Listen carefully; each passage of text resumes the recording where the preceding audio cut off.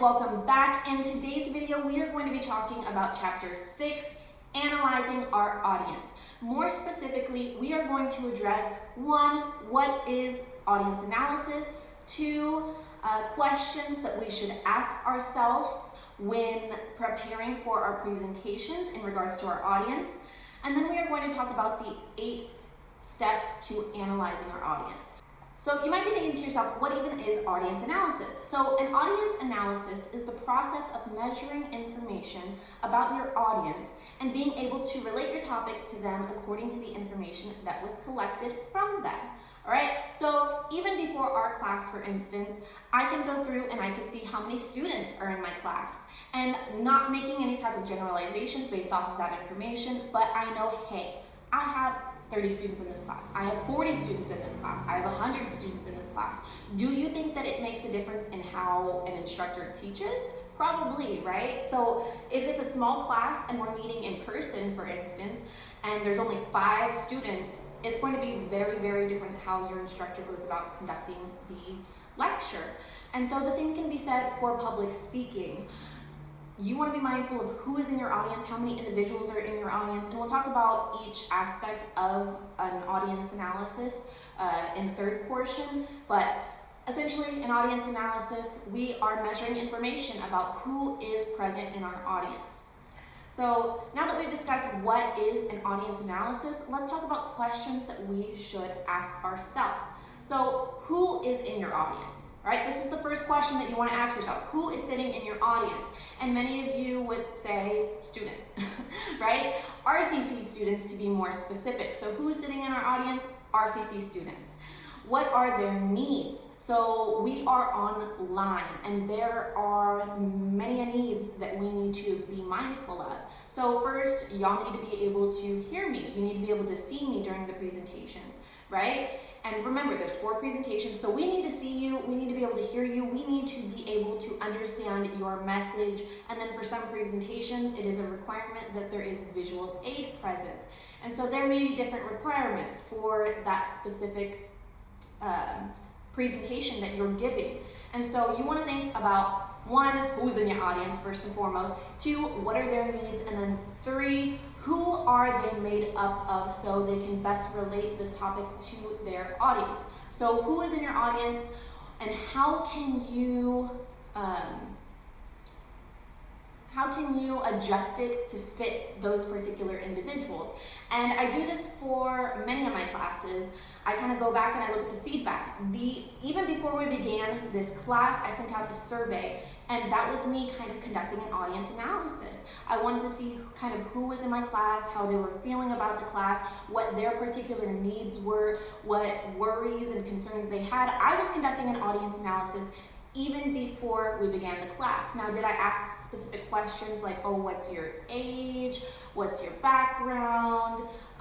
What's your political beliefs? No, I didn't ask that. That's definitely more specific, and that can definitely help when choosing your informative and persuasive speech so that you can tailor it to your audience. But for that third question you want to ask yourself, it is again, who are they made up of so that you can best relate your topic to your audience? Because why even give a presentation that is not meaningful to the people who are sitting in it, right? So with this class, for instance, I'm relaying this information to all of you so that you can do well on your presentations, you can get a good grade in the class.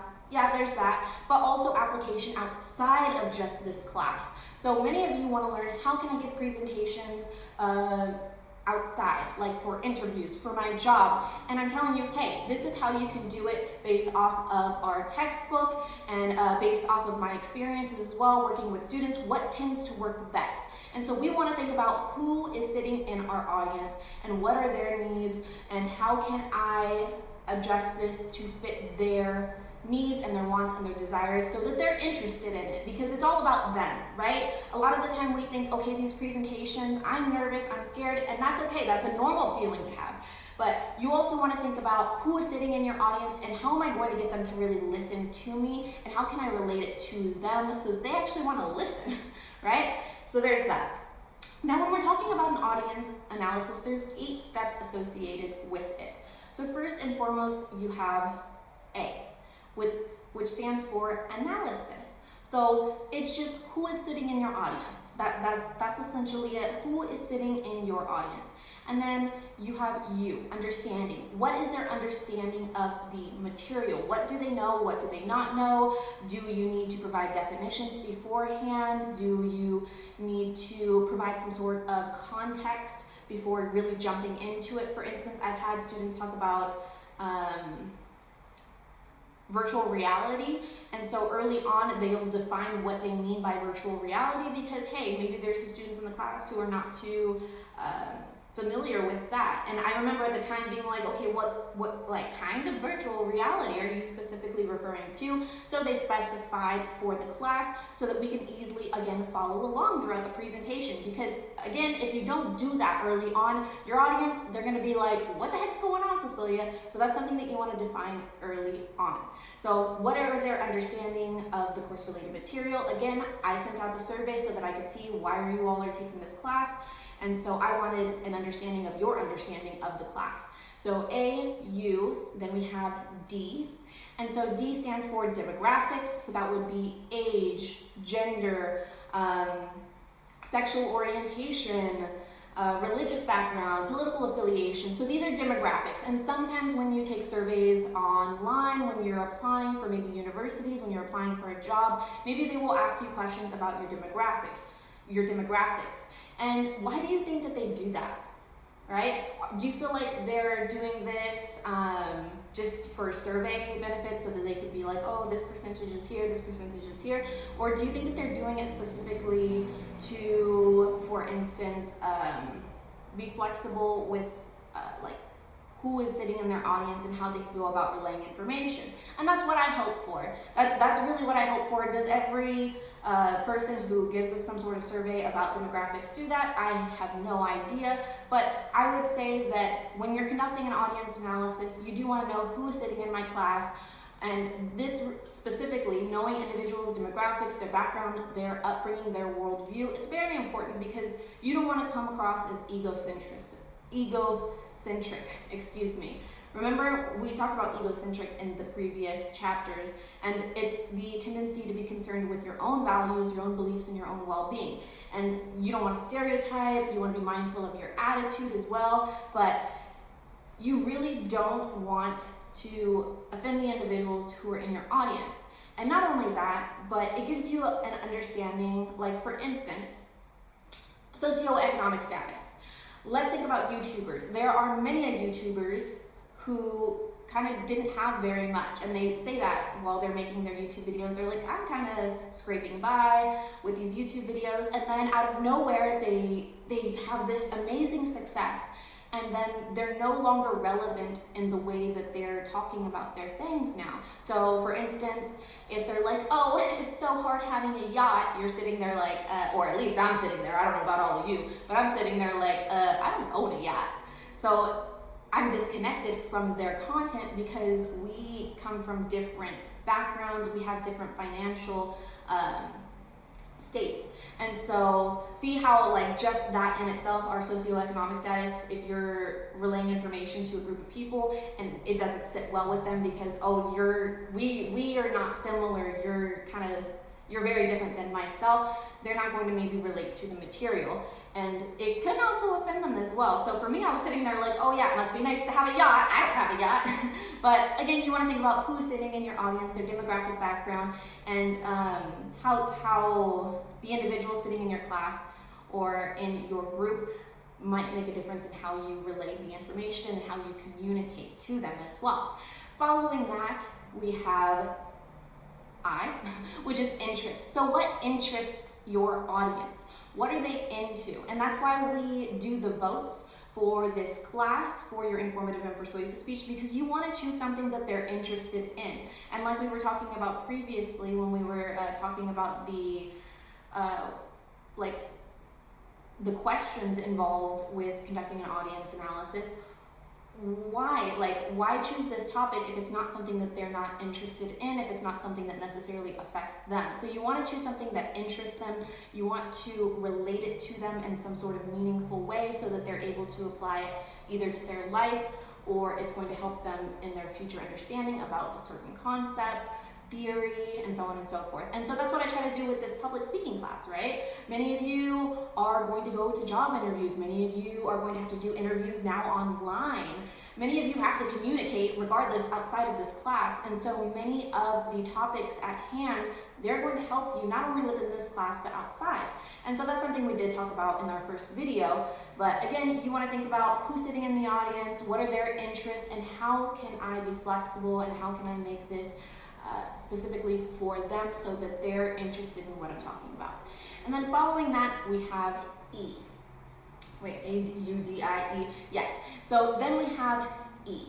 For this first E, it is environment. So you're going to want to think about like, where are you giving these presentations? And these are digital, these are online. But where are you doing them? So see, as you can tell today, I'm in a different setup. I will be moving this week, so you're just gonna notice the backgrounds are changing frequently. But you have to be mindful of your setup. That's something we talk about again when we go over delivery, but where are you? How many people are watching this? What type of environment am I giving this type of presentation? So Zoom would be an environment, right? It's a completely different type of environment in comparison to a face-to-face classroom at RCC or at MSJC or at wherever, right? At whatever institution. And so you want to think about what is the environment and how can I tailor my message to them in a meaningful way so that they can understand the material.